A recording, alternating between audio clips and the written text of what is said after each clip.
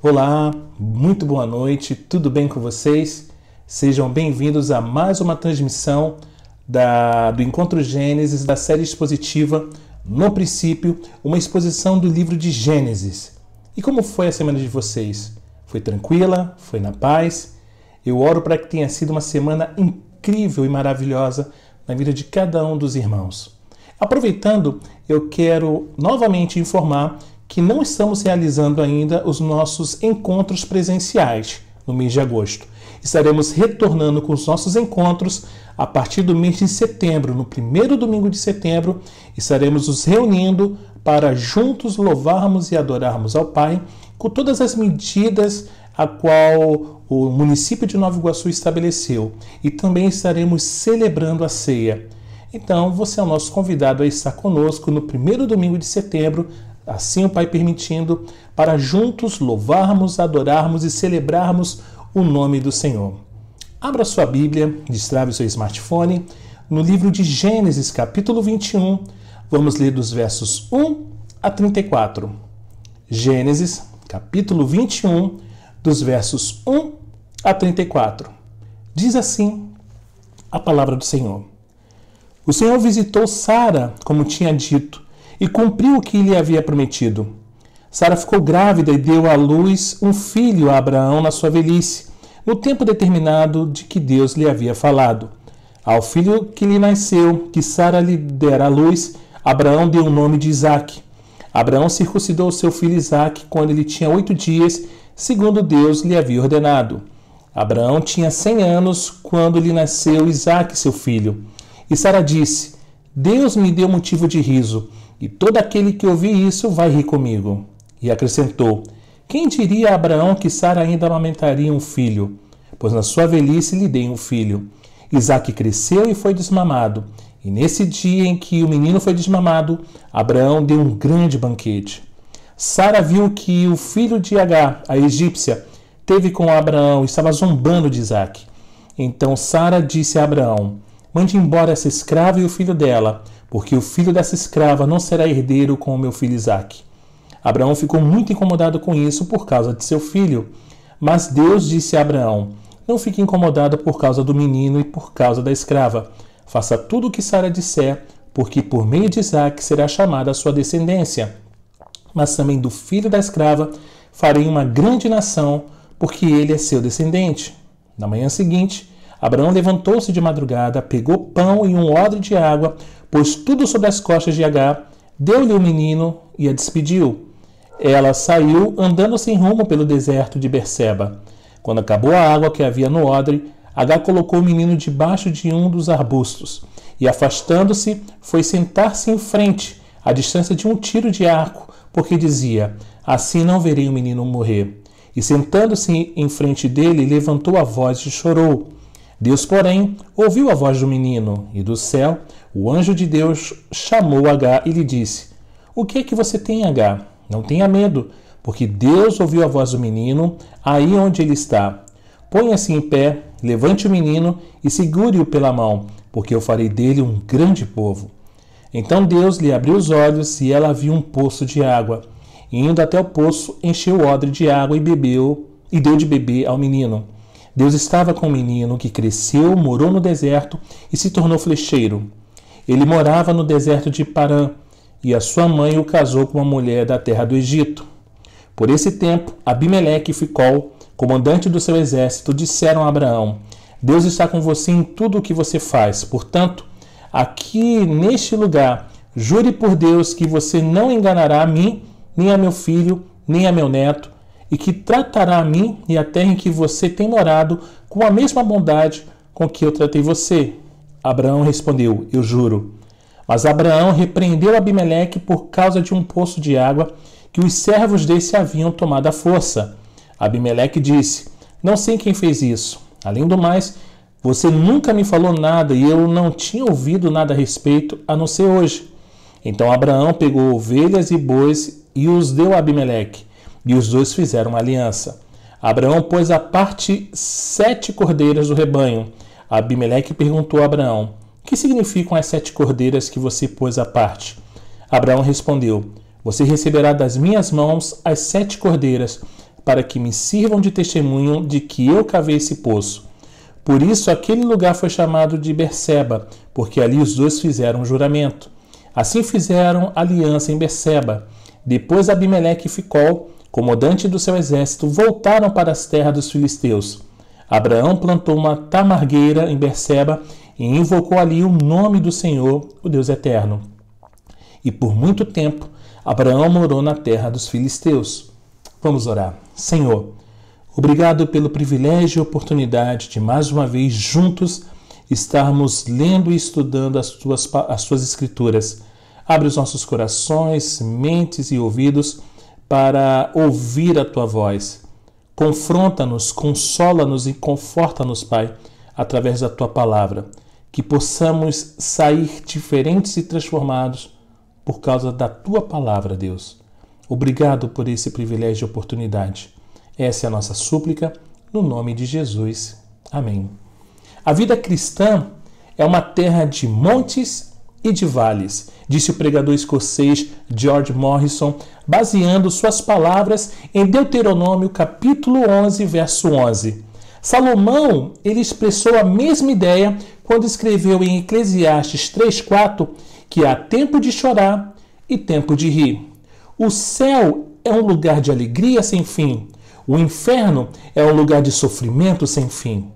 Contudo, irmãos, enquanto estamos aqui na terra, devemos esperar tanto alegrias quanto tristezas, tanto riso quanto lágrimas. Não há montes sem vales.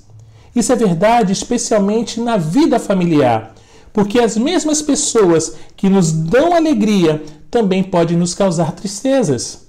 Os relacionamentos podem se tornar desgastados e mudar de uma hora para outra, enquanto nos perguntamos o que aconteceu com o lar antes tão feliz. De acordo com um provérbio chinês, ninguém tem uma família que possa pendurar na porta de sua casa uma placa dizendo: aqui não há nada de errado. A chegada de Isaac ao lar de Abraão e Sara trouxe tanto tristezas como também alegrias. E quando observamos as pessoas envolvidas nesse acontecimento importante, é possível aprendermos algumas lições preciosas sobre fundamentos da doutrina cristã e sobre como viver a vida cristã. Sara havia carregado consigo o fardo da esterilidade durante muitos anos. Aliás, um fardo extremamente pesado naquela cultura e naquela época. As pessoas deviam sorrir quando ouviam que o nome de seu marido era Abraão, pai de uma multidão. Ele era pai de um filho, Ismael, mas isso não era muito, e Sara jamais havia dado à luz. Mas agora, toda a sua vergonha havia se extinguido, e Abraão e Sara estavam se regozijando, estavam alegres com a chegada de seu filho. Porém, o nascimento de Isaac envolvia muito mais do que a alegria dos pais, pois significava o cumprimento da promessa de Deus. Quando Deus chamou Abraão, havia prometido fazer dele uma grande nação que abençoaria o mundo todo. E em várias ocasiões prometera que daria a terra de Canaã aos descendentes de Abraão, conforme Gênesis 17, e que os multiplicaria grandemente, conforme Gênesis 13. Abraão seria o pai do herdeiro prometido e Sara, não Agar, a mãe. O nascimento de Isaac lembra que, a seu modo e a seu tempo, Deus cumpre suas promessas. Apesar de seus lapsos ocasionais, Abraão e Sara criam em Deus e o Senhor honrou a sua fé. O nascimento de Isaac também significa a recompensa pela paciência. Abraão e Sara tiveram de esperar 25 anos pelo nascimento do filho, pois pela fé e pela longanimidade herdamos as promessas. Aleluia! Confiar nas promessas de Deus, irmãos, não apenas lhe propicia uma bênção no final, mas também nos concede uma bênção enquanto esperamos. Assim como os atletas olímpicos desenvolvem suas habilidades ao treinar por muito tempo e com afinco antes dos grandes eventos, Também os filhos de Deus crescem em devoção e em fé enquanto esperam pelo cumprimento das promessas de Deus. A fé é uma jornada e cada destino feliz é o início de uma nova caminhada. Quando Deus deseja desenvolver nossa paciência, Ele nos dá promessas, nos manda provações e nos diz para confiar nele. Uau, que maravilha! Glória a Deus! O nascimento de Isaac, certamente, gente bonita e fofa de Deus, foi a revelação do poder de Deus. Esse foi um dos motivos pelos quais Deus esperou tanto tempo. Ele queria que Abraão e Sara estivessem amortecidos para que o nascimento de seu filho fosse um milagre de Deus, não algum tipo de maravilha da natureza humana. Abraão e Sara experimentaram o poder da ressurreição de Deus em sua vida, pois se entregaram a Ele e creram em sua palavra. A fé nas promessas de Deus libera o poder divino. Vamos ler Efésios capítulo 3, os versos 20 e 21. Efésios capítulo 3, dos versos 20 a 21. Diz assim: Ora, aquele que é poderoso para fazer infinitamente mais do que tudo que pedimos ou pensamos, conforme o seu poder que opera em nós, a Ele seja a glória na Igreja em Jesus Cristo, por todas as gerações, para todos sempre. Aleluia! E Lucas, capítulo 1, verso 37, ainda diz: Porque para Deus não haverá impossíveis em todas as suas promessas. O nascimento de Isaac foi um passo no processo de cumprir o propósito de Deus. A futura redenção de um mundo perdido se encontrava em um bebê. Isaac geraria Jacó. Jacó daria ao mundo as 12 tribos de Israel. E de Israel nasceria o Messias prometido. Ao longo dos séculos, alguns elos viventes na cadeia das promessas podem ter parecido insignificantes e até fracos, mas ajudaram a cumprir os propósitos de Deus. Você pode se perguntar se aquilo que faz é, de fato, importante para Deus e sua obra aqui nesse mundo. Mas se for fiel em confiar na palavra de Deus e fizer a vontade deles, irmãos, o que você faz tem valor. O que você faz tem valor. Da próxima vez que você se sentir desanimado e derrotado, lembre-se de Abraão e de Sara. E lembre-se também de que a fé e a promessa, elas andam juntas. Deus cumpre suas promessas. Ele dá o poder de que necessita para cumprir a vontade dele. Não importa quanto tempo demore, você pode estar certo de que Deus realizará os seus propósitos. Em Gálatas, capítulo 4, verso 28 e 29, o apóstolo Paulo deixa claro que Ismael representa o primeiro nascimento do cristão, a carne, e que Isaac representa o novo nascimento, o espírito. Ismael foi nascido da carne, pois Abraão ainda não estava amortecido e ainda poderia gerar filhos. Isaac foi nascido do Espírito, pois quando foi concebido, seus pais estavam amortecidos e só o poder de Deus seria capaz de concretizar sua concepção e nascimento. Ismael nasceu primeiro, pois o natural vem antes do espiritual. Vamos ler 1 aos Coríntios, capítulo 15, verso 46? Diz assim: O que vem primeiro não é o espiritual, e sim o natural. Depois vem o espiritual. Quando você crê em Cristo, irmãos, passa por um nascimento miraculoso que vem de Deus e que é a obra do Espírito Santo de Deus. Abraão representa a fé e Sara representa a graça, de modo que Isaac nasceu pela graça mediante a fé. Essa é a única maneira de um pecador entrar para a família de Deus. É importante observarmos que no registro bíblico, em várias ocasiões, Deus rejeitou o primogênito e aceitou aquele que nasceu depois.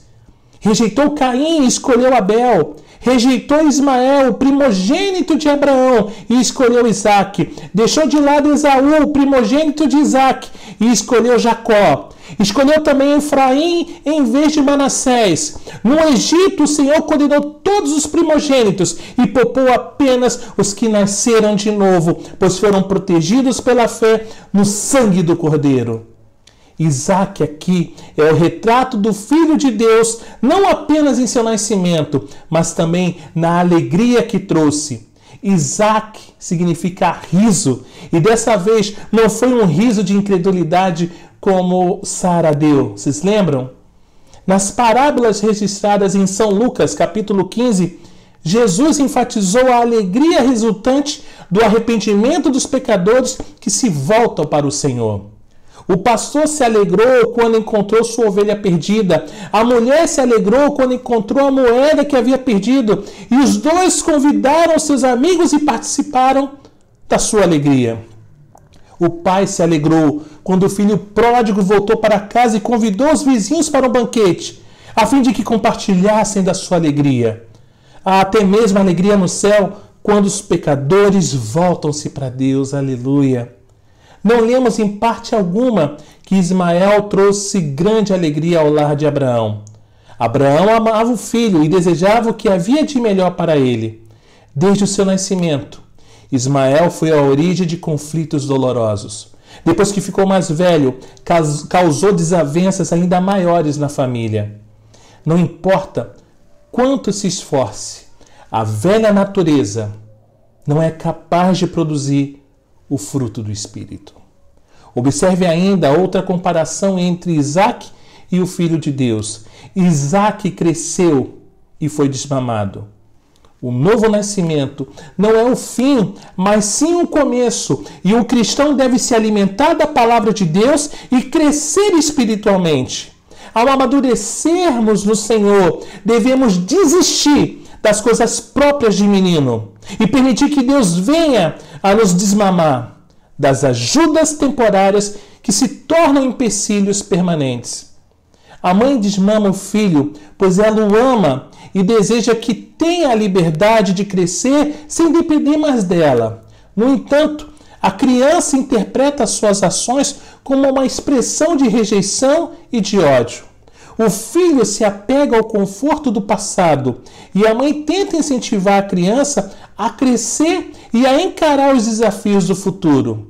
Chega um momento em toda a vida cristã, irmãos, que os brinquedos devem ser substituídos por ferramentas e que a segurança egoísta deve ser substituída pelo serviço altruísta. Infelizmente, hoje vemos homens dando uma de irresponsáveis e sendo meninos, enquanto meninos, adolescentes muito novos, têm tido uma postura de homens de caráter, enquanto os homens que deveriam ser exemplo para esses, infelizmente, não têm dado um bom testemunho. Como todo filho de Deus, Isaac foi perseguido, e ao que parece, Ismael era um filho obediente até que Isaac entrou na família. Então a carne começou a se opor ao espírito. Alguém disse bem que a velha natureza não respeita nenhuma lei, mas a nova natureza não precisa de nenhuma lei. Isso, sem dúvida, fica claro nos dois filhos de Abraão. As crianças israelitas normalmente eram desmamadas por volta de 3 anos de idade. Assim, nessa época, é provável que Ismael estivesse com cerca de 16 anos. Quanta arrogância de um adolescente atormentar um garotinho 14 anos mais jovem. Mas Deus havia dito que Ismael se tornaria um jumento selvagem, e essa previsão se cumpriu. O constante conflito entre a carne e o espírito persistirá até que vejamos o Senhor, quando, assim como Isaac, você é nascido do espírito, nasceu na riqueza. Isaac era o herdeiro de tudo que seu pai possuía, e os filhos de Deus são herdeiros de Deus e co-herdeiros com Cristo. Abraão cuidou de Ismael enquanto o menino estava em casa, mas Abraão deu tudo o que possuía a Isaac. Por fim, Isaac nasceu livre, enquanto Ismael era filho de uma escrava.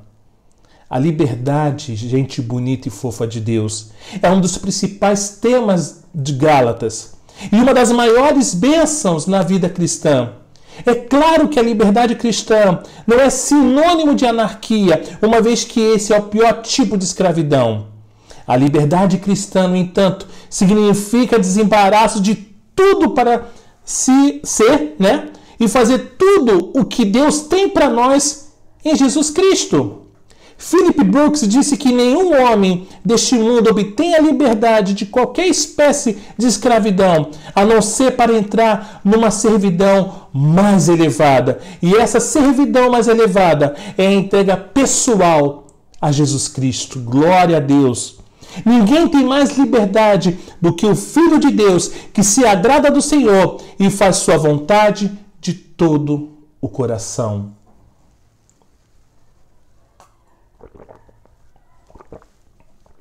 Sara, ela estava errada quando disse a Abraão para se casar com Agar, mas estava certa quando pediu a Abraão que expulsasse Agar e Ismael do acampamento.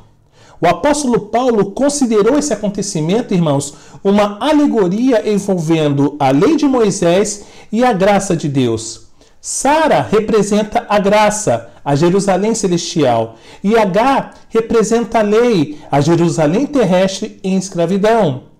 A lição é simplesmente que os filhos de Deus devem viver sob as bênçãos da graça e não sob a escravidão da lei. Os conflitos dentro do lar de Abraão poderiam ter sido resolvidos de 4 maneiras.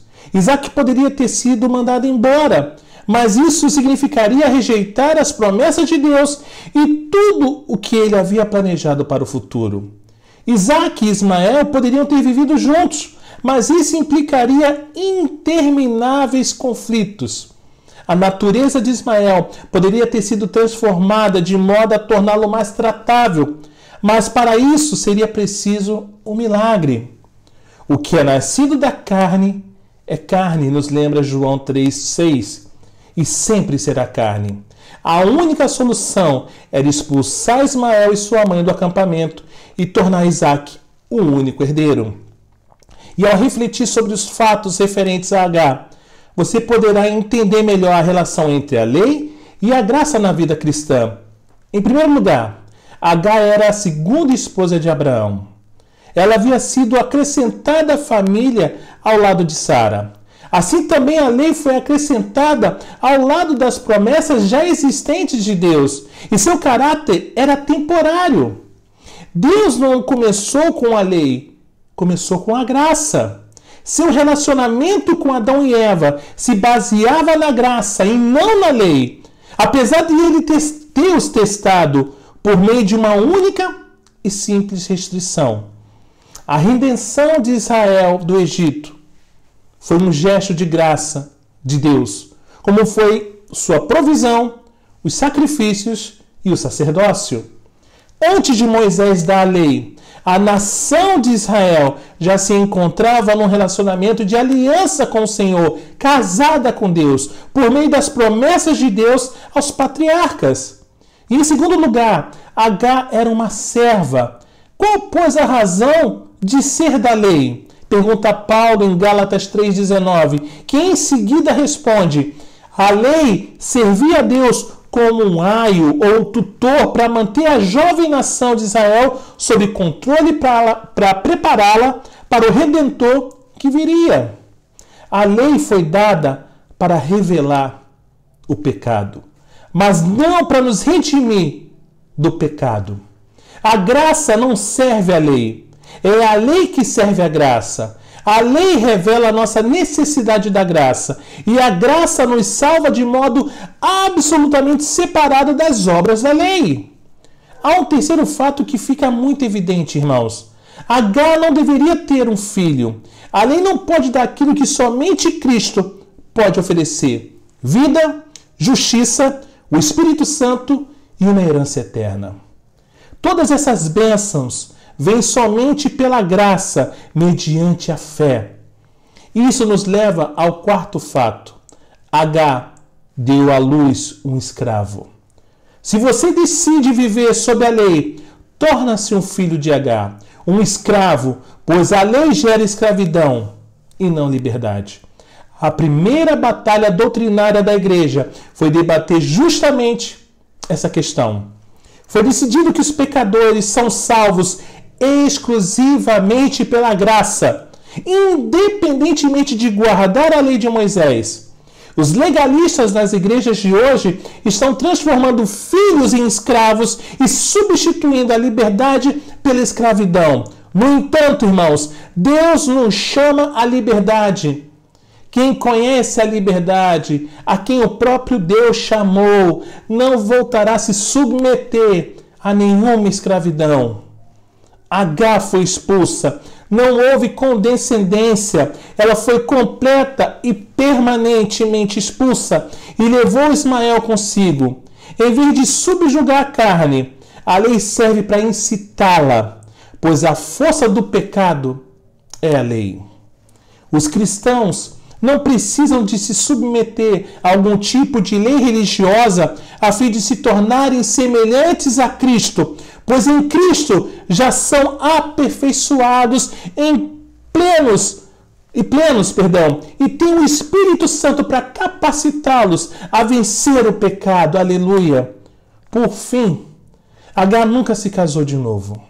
Deus deu sua lei somente à nação de Israel e em momento algum impôs sobre os gentios ou sobre a igreja.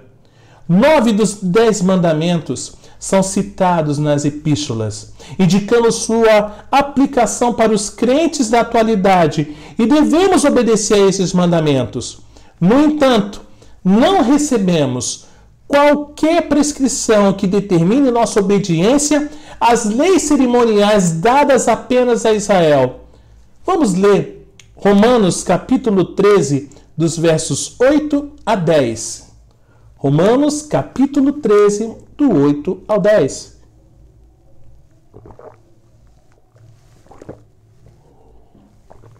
Diz assim: Não fiquem devendo nada a ninguém, exceto o amor de uns para com os outros, pois quem ama o próximo cumpre a lei. Pois esses mandamentos, não cometa adultério, não mate, não furte, não cobice, e de qualquer outro mandamento que houver, todos se resumem nessa palavra: ame o seu próximo como você ama a si mesmo. O amor não pratica o mal contra o próximo, portanto, o cumprimento da lei é o amor. Paulo, irmãos, afirma que é o amor que cumpre a lei. Quando amamos a Deus e uns aos outros, queremos obedecer a Deus e, pelo poder do Espírito, desejamos fazer aquilo que é certo. E antes de concluirmos, irmãos, eu quero observar que há uma utilização legítima da lei. Apesar de a lei não poder nos salvar, nem nos santificar, ela revela a santidade de Deus e o horror do pecado. A parte cerimonial da lei serve para ilustrar a pessoa e a obra de Cristo. A lei é o espelho que nos ajuda a ver nossos pecados. Mas você não lava o rosto no espelho. Ela é apenas um espelho que revela a glória de Cristo Jesus. E ao meditar nele, podemos ser transformados de modo a nos tornarmos mais parecidos com ele. Aleluia! Qualquer sistema religioso que o leve à escravidão não serve para engrandecer o evangelho do Novo Testamento da graça de Deus. Foi penoso para Abraão se despedir de seu filho, mas era a ordem de Deus e ele precisava obedecer. O que ele não sabia é que sua obediência era uma preparação para um teste ainda maior, no qual teria que colocar Isaac sobre um altar. Mas isso já é um spoiler. A palavra traduzida como penoso, irmãos, significa sacudido violentamente, como cortinas agitando-se com o vento. Abraão foi profundamente movido em seu interior e talvez tenha ficado um tanto descontente com essa mudança de rumo nos acontecimentos. Porém, Deus não abandonou Agar e Ismael, pois Ismael era filho de Abraão, o amigo de Deus. Se Ismael e Agar guardavam qualquer mágoa de Abraão, certamente não estavam com a razão. Tudo o que Deus fez por eles foi por causa de sua fidelidade a Abraão. O Senhor reafirmou sua promessa de que Ismael iria se tornar uma grande nação e cumpriu essa promessa. Hoje em dia, o mundo árabe é uma potência digna de reconhecimento e tudo isso começou com a pessoa de Ismael. Apesar das ilustrações que às vezes aparecem em revistas de escolas dominicais e em livros de histórias da Bíblia, Ismael era um adolescente, não uma criança quando isso aconteceu. A palavra traduzida por menino pode se referir a um feto, a bebês recém-nascidos e a crianças pequenas, ou até mesmo a adolescentes. E nesse caso, se refere a um menino de pelo menos 16 anos de idade. Ismael e Agar se perderam no deserto, a água acabou e, desesperados, entregaram-se à sua sorte. E essa experiência, gente bonita e fofa de Deus, foi bem diferente da primeira vez em que Agar se encontrou com Deus no deserto. 16 anos antes, ela havia encontrado uma fonte, mas dessa vez não via esperança alguma. Ao que parece, Agar havia se esquecido das promessas que Deus havia lhe feito sobre seu filho, mas Ismael deve ter se lembrado delas, pois clamou ao Senhor pedindo socorro. Deus ouviu o clamor do rapaz e o salvou por amor a Abraão. Irmãos, quantas vezes, durante as provações da vida, somos incapazes de ver as provisões divinas preparadas para nós e nos esquecemos das promessas que Deus nos fez. Estendemos as mãos buscando e pedindo aquilo que julgamos necessário, em lugar de pedir que Deus abra nossos olhos para vermos o que já temos. A resposta à maior parte dos problemas está ao nosso alcance, caso sejamos capazes de enxergar. Sem dúvida, Agar é um retrato das multidões necessitadas do mundo de hoje. Pessoas vagando sem destino, cansadas, sedentas, cegas e se entregando ao desespero. Como é importante levar essa gente as boas novas de que a água da vida está à sua disposição e de que o poço não fica longe. Deus é cheio de graça e de bondade para com todos os que o invocam, por amor a seu Filho amado, Cristo Jesus. Bonar escreveu essas palavras. Ouvi a voz de Jesus dizer: Eis que te dou liberalmente da água viva, ó sedento. Abaixa-te, bebe e passa a viver. Fui a Jesus e bebi, do manancial vivificador, minha sede saciada, minha alma revigorada. Agora vivo no Senhor. Se alguém tem sede, venham a mim e beba. E quem quiser receber de graça a água da vida. Que Deus nos bendiga. Amém? Glória a Deus. Irmãos, confie no Senhor. Ele está cuidando de você. Não se entregue ao desespero. Não se entregue à sua própria sorte. Busque enxergar aquilo que o Senhor tem prometido através das suas escrituras à sua vida. Não se desespere. Próxima terça-feira, a partir das 19h30, no canal do YouTube e na nossa página no Facebook, perdão, não será no YouTube e nem no Facebook. A live dessa terça-feira de oração, a transmissão será realizada através do Instagram, tá bom? Como já ocorreu nas duas últimas terças-feiras. Então, nessa terça-feira, a partir das 19h30, transmissão da nossa live de oração pelo nosso Instagram, tá? @EncontroGênesis. Você é o nosso convidado a estar participando desse momento, tá? Terça-feira, 19h30, nossa live de oração, transmissão pelo Instagram, tá? E no próximo domingo, às 19h, a nossa transmissão pelo nosso canal do YouTube e pela nossa página do Facebook da série expositiva No Princípio, uma exposição do livro de Gênesis, tá bom? Você é o nosso convidado a estar participando. Vamos orar? Senhor, Obrigado por essa oportunidade de expor a Tua palavra. Que a Tua palavra possa estar gerando mudanças e transformações, possa estar quebrantando nossos corações, Deus, a compreendermos, Pai, as promessas que o Senhor tem feito através das Tuas Escrituras para nós, que possamos confiar no Senhor, que não venhamos a nos entregar ao desespero, mas que possamos confiar e descansar em Ti, saber que o Senhor tem cuidado de nós, Pai. Muito obrigado. Fale, Pai, continue falando ao nosso coração durante essa semana. Essa é a nossa súplica, no nome de Jesus. Amém. O Senhor os abençoe e os guarde. O Senhor faça resplandecer o seu rosto sobre vocês e tenha misericórdia de vocês.